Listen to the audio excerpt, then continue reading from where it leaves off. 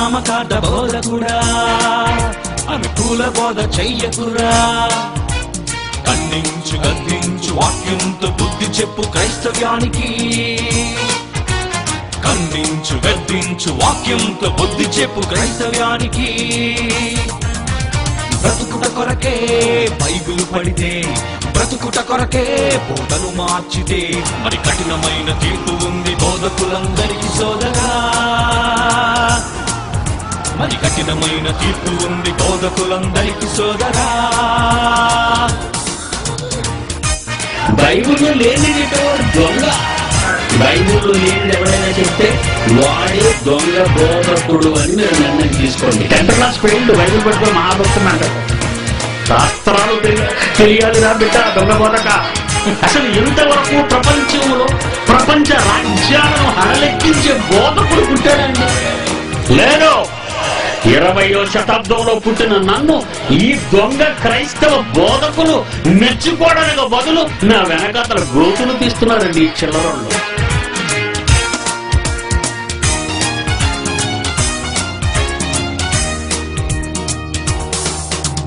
గుడి అంటే గోపురం గోడలని తప్పుగా బోధిస్తే శిక్ష తప్పదని. గుడి అంటే గోపురం గోడలని తప్పుగా బోధిస్తే శిక్ష తప్పదని. మందిరాలు కడతామని మంద ఎక్కువయ్యాలని సిమెంటుతో కట్టేది గుడి కాదు. మందిరాలు కడతామని మంద ఎక్కువయ్యాలని సిమెంటుతో కట్టేది గుడి కాదు. దేహమే దేవాలయం, ఆత్మకే అది ఆలయం. దేహమే దేవాలయం, పరిశుద్ధాత్మకే అది ఆలయం. ఆత్మకు వ్యతిరేకంగా ఆలయమే కడితే క్షమాపణే లేదు సోదరా. నామకార్థ బోధకుడా, అనుకూల బోధ చెయ్యకురా. ఖండించు గద్దించు వాక్యంతో బుద్ధి చెప్పు క్రైస్తవ్యానికి. ఖండించు గద్దించు వాక్యంతో బుద్ధి చెప్పు క్రైస్తవ్యానికి.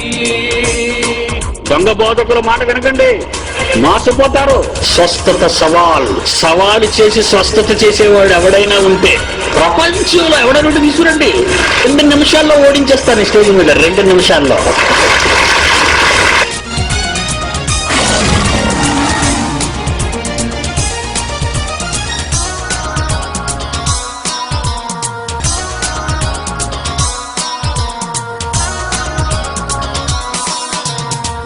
వలన విశ్వాసం కలగాలి.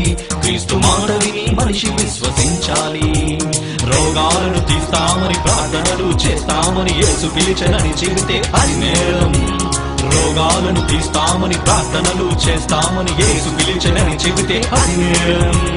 దేహమే నిష్ప్రయోజనం, జీవవాక్యమే ఆత్మకు అవసరం. దేహమే నిష్ప్రయోజనం, జీవవాక్యమే ఆత్మకు అవసరం. ఆత్మకు వ్యతిరేకంగా అక్రమమే చేస్తే క్షమాపణే లేదు సోదరా. నామకార్థ బోధకుడా, అనుకూల బోధ చెయ్యకురా. ఖండించు గద్దించు వాక్యంతో బుద్ధి చెప్పు క్రైస్తవ్యానికి. ఖండించు గద్దించు వాక్యంతో బుద్ధి చెప్పు క్రైస్తవ్యానికి.